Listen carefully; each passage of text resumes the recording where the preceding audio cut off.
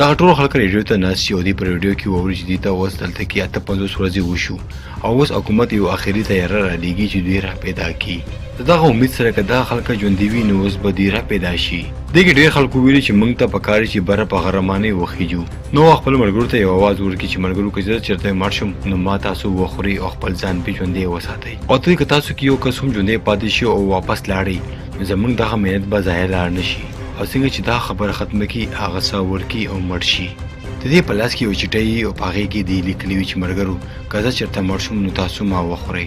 دا خبر چې دې کله د نور ملګري واوري هغه ډېر زیات خفه شي او ورسره حوصله هم میلاوه شي.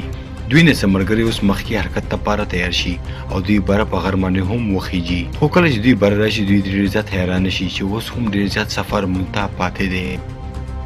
ځکه خو څه خلک دلته کیني او سوچ کوي آیا بل څه مشوره وکړي چې موږ به واپس لاړ شو خو بیا هم دې همت نه